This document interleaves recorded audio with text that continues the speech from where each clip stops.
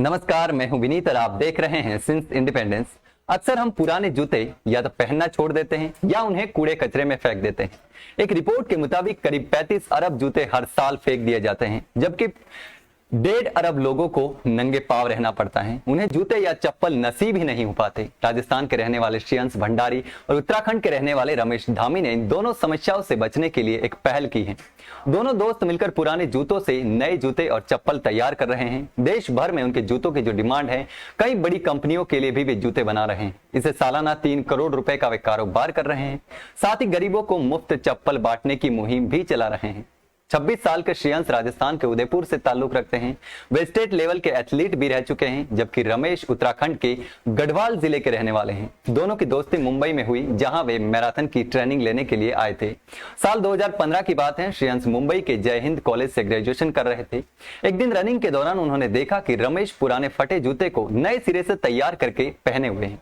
श्रेयंस को यह आइडिया बहुत अच्छा लगा, क्योंकि एथलीट के जूते जो हैं वो बहुत महंगे आते हैं और अक्सर कम वक्त में खराब भी हो जाते हैं। ऐसे में उन्हें बार बार बदलना पड़ता है। अगर इन जूतों को फिर से पहनने लायक बना दिया जाए तो पैसों की बचत होगी। इसी सोच के साथ श्रेयंस और रमेश ने इस आइडिया पर काम करना शुरू किया। उन्होंने पुराने जूतों को कुछ सैंपल तैयार किए और अहमदाबाद में एक प्रदर्शनी में भाग लिया। किस्मत अच्छी रही और उनके सैंपल का सिलेक्शन भी हो गया। इसके बाद श्रेयंस और रमेश को लगा कि इस काम को आगे बढ़ाना चाहिए। उन्होंने मुंबई के ठक्कर बप्पा कॉलोनी में स्थित एक जूता बनाने वाली छोटी यूनिट से कॉन्ट्रैक्ट किया। उन्होंने अपनी डिमांड बताई और कुछ प्रोटोटाइप तैयार किए।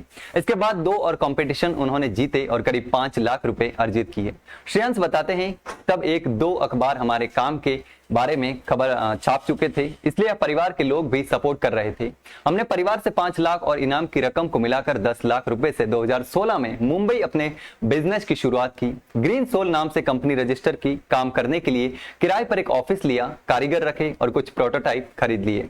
श्रेयंस बताते हैं कि हम लोग शुरुआत में स्पोर्ट्स ग्राउंड से खिलाड़ियों के पुराने जूते कलेक्ट करके लाते थे और उनसे नए जूते तैयार करते थे। फिर उसे अलग अलग शहरों में लोगों को भेजते थे। बाद में हम एग्जीबिशन में भी शामिल होने लगे। हमें यहाँ भी अच्छा रिस्पॉन्स मिला। इसके बाद हम ऑनलाइन और ऑफलाइन प्लेटफॉर्म के जरिए इसकी मार्केटिंग करने लगे। वे कहते हैं कि हमारा कॉन्सेप्ट थोड़ा अलग था, इसलिए बड़ी कंपनियों को भी हमारा आइडिया पसंद आया। हम उनकी डिमांड के मुताबिक उनके लिए जूते तैयार करने लगे। इस तरह हमारा कारवां बढ़ता गया। धीरे धीरे कॉर्पोरेट कस्टमर बढ़ने लगे। फिलहाल हमारे पास 65 से ज्यादा ऐसे कॉर्पोरेट कस्टमर जुड़े हैं। वहीं श्रेयंस बताते हैं कि अब तक हम 4 लाख से ज्यादा पुराने और खराब जूते रिसाइकिल कर चुके हैं। साल दर साल हमारा आंकड़ा जो है वो बढ़ता जा रहा है। हालांकि कोरोना के चलते हमारी जो रफ्तार थी वो थोड़ी कम हुई है। कलेक्शन सेंटर पर लोग ज्यादा जूते नहीं पहुंचा पा रहे हैं। उम्मीद है कि अब फिर से दायरा बढ़ेगा। फंडिंग को लेकर श्रेयंस बताते हैं कि हमें शुरुआत में ही बढ़िया रिस्पॉन्स मिला, इसलिए पैसों की कभी दिक्कत नहीं हुई। कई बड़ी कंपनियां हमें स्पॉन्सरशिप भी देती हैं, इससे काफी सपोर्ट मिल जाता है। सवाल ये होगा कि ये पुराने जूते कहां से कलेक्ट करते हैं। श्रेयंस कहते हैं कि हम कई लेवल पर जूते कलेक्ट करते हैं। इसमें पर्सनल लेवल से लेकर कॉर्पोरेट लेवल भी कलेक्शन का काम होता है।